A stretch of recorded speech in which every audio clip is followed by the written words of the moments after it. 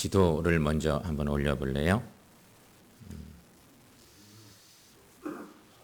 우리가 잘 알고 있는 이스라엘 지도, 예수님 시대 이스라엘 지도입니다. 화살표를 좀 관심 있게 보시면 좋겠고요. 우리 예수님이 갈릴리에서 사역을 하시다가 때가 되셨다 싶어서 예루살렘을 향하여 올라가시는 날이 됐습니다. 예루살렘을 향하여 올라가시는 중에 사마리아를 거쳐서 가실 마음이 예수님의 마음입니다. 지도상으로 봐도 사마리아를 거쳐가야 합니다. 예루살렘으로 올라가려면. 그런데 사마리아 사람들의 반대로 그 길을 가실 수가 없었습니다. 반대가 막 발발했습니다. 제자들은 마음이 상했지만 예수님은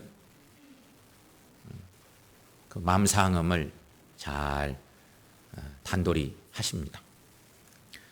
오늘 본문 앞에 이제 누가복음 9장 말씀에 이런 이야기들이 전개가 됩니다.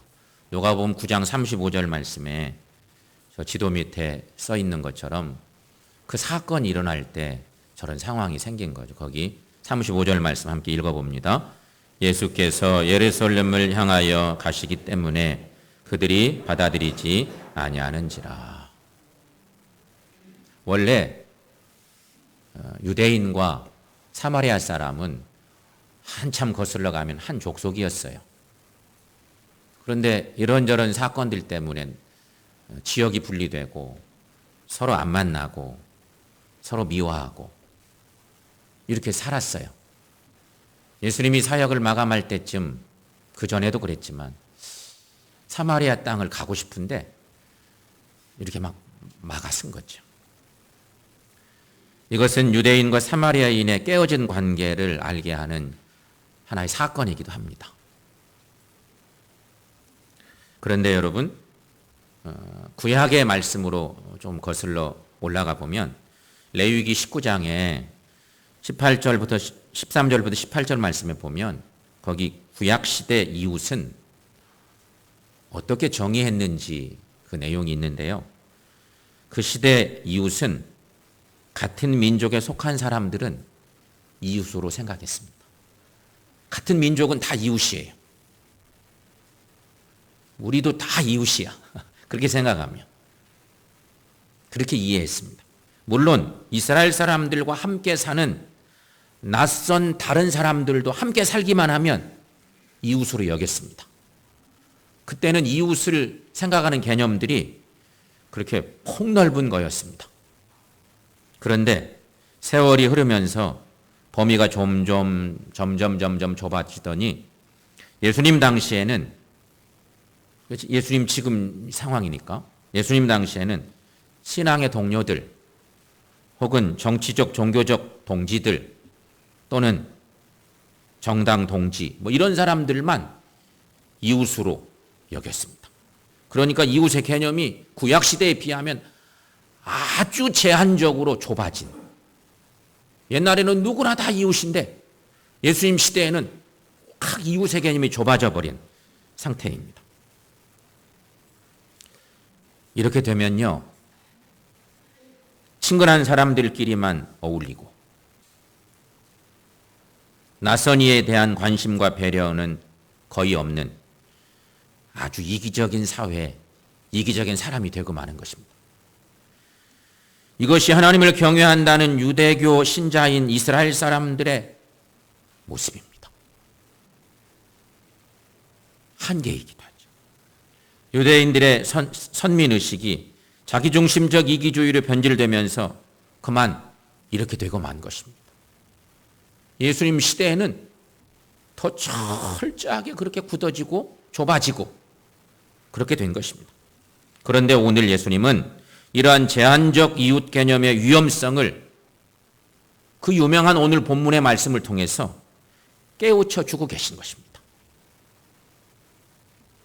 이때의 유대인들은요, 신앙 문제, 율법 문제를 놓고 싸우느라 경계선을 정확하게 긋고 살았습니다.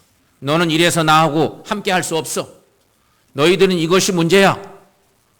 다 이리저리 잘라내고 자기들끼리만 딱 남아있는, 그리고 자기와 하나 되지 못하는 사람들은 전부 다 배제하는 그런 시대입니다.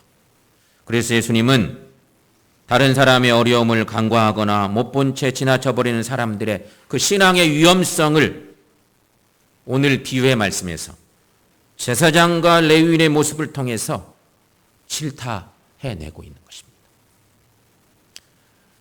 우리는 이 유명한 선한 사마리아 사람의 비유의 말씀을 읽을 때마다 하나님 앞에서 늘 죄스러운 마음이 있습니다.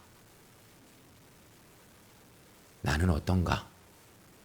나는 이런 상황에 놓이면 나는 어떻게 할 수 있을까? 우리 모두가 자유롭지 못합니다. 그렇죠? 모두가 다 죄인 같은 느낌이 들어요. 예수님의 비유의 말씀이 그렇게 지금 유대인들에게 선포되고 있는 말씀이거든요. 그래서 우리가 생각해 봅니다. 오늘 말씀을 통해서. 첫 번째는 우리의 이웃은 누구일까 하는 것입니다. 여러분의 생각은 어떻습니까?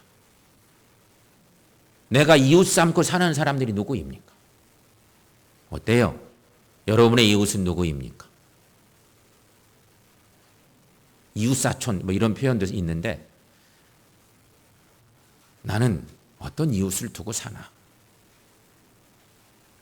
우리 예수님은 자기중심적인 입장을 포기하고 다른 사람의 상황에서 이웃의 개념을 정의할 것을 요구해 내고 있습니다. 오늘 말씀이 그런 얘기입니다. 여러분, 유대인들의 입장에서 보면 사마리아인들은 절대 이웃이 될 수 없습니다. 단일 혈통을 주장하는 유대인들의 입장에서 보면 사마리아 사람들은 이방인의 피가 섞인 것입니다. 역사적 흐름 따라서. 그것도 원수나 다름없는 그 흉악한 이방 사람의 피가 섞여 있습니다. 그러니 원래는 같은 뿌리인데 살다 보니 그렇게 되어 있어서 우리는 너희들하고 절대 이웃이 될 수 없다고 선을 딱 그은 것입니다. 그러나 여러분, 강도 만난 유대인의 입장에서 생각해 봅시다.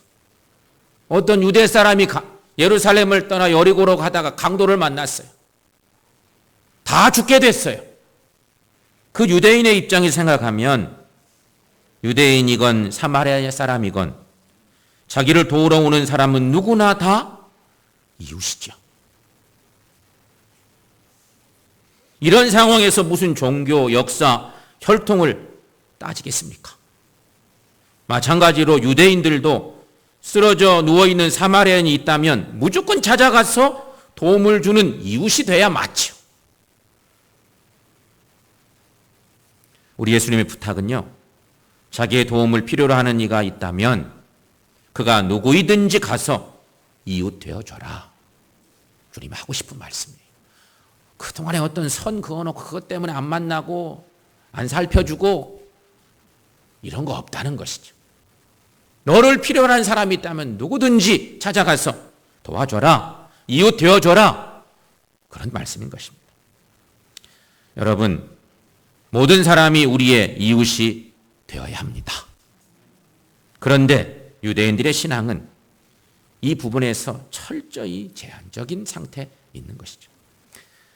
유대인들만 그럴까요? 여러분, 유대인들의 지금 역사적 상황이 그렇게 만들었는데, 그런데 사실 이런 제한적인 이웃 개념이 우리에게도 알게 모르게 내재되어 있습니다.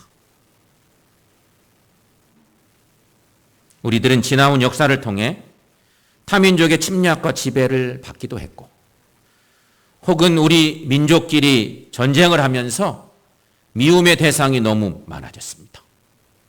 마음의 상처들이 생긴 거예요. 공격당하기도 하고 지배받기도 해서 그런 상태에 있습니다. 그래서 이웃에 대한 배려와 관심도 자칫 제한적인 그런 상태에 머물러 있는 우리의 모습이기도 하다는 것이죠. 중세 유럽에는 유럽 사회에 유대인들이 따로 모여 살던 그런 시간이 시작됩니다. 유대인들이 유럽에 가 살게 됐는데 유대인들의 특별성 때문에 유대인들을 핍박하다 보니까 유대인들만 모여 사는 특정 격리 지역이 만들어집니다.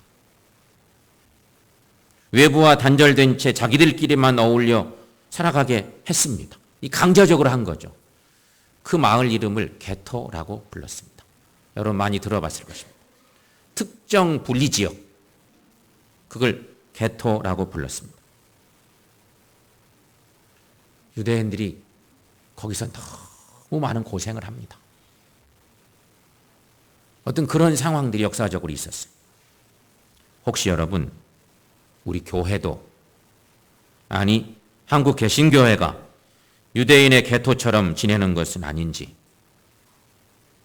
점검해 볼 필요가 있다는 것입니다.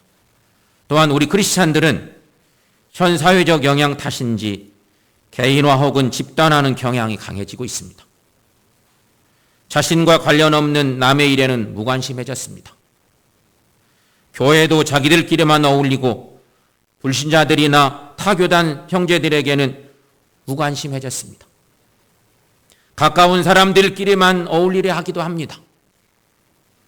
여러분, 이건 분명 하나님의 뜻이 아닙니다.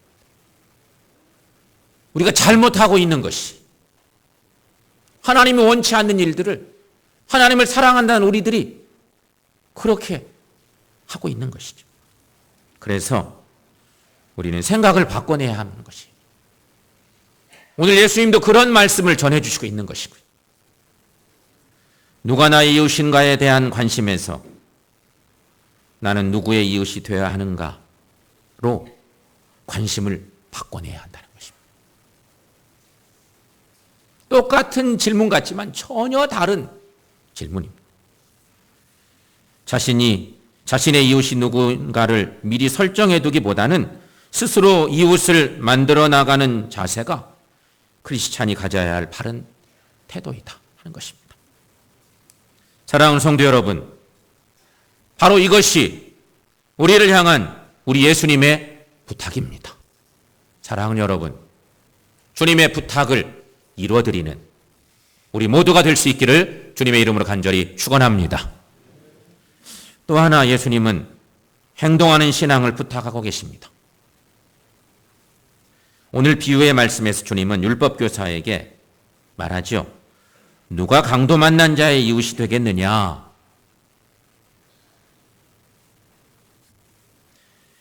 율법교사는 말합니다. 자비를 베푼 자입니다. 주님의 물음에 그렇게 대답을 했습니다.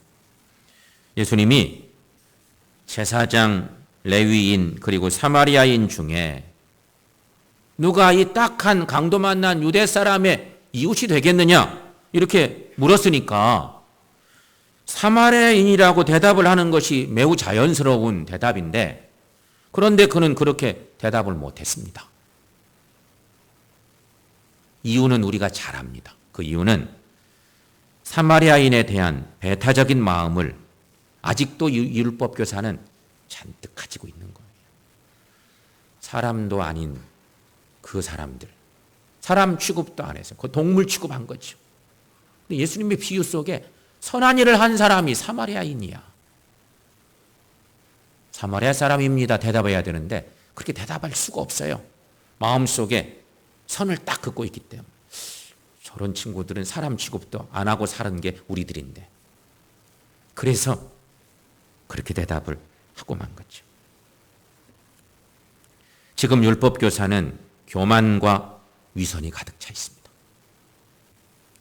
이웃의 대상을 민족적으로, 인종적으로 제한하고 있습니다.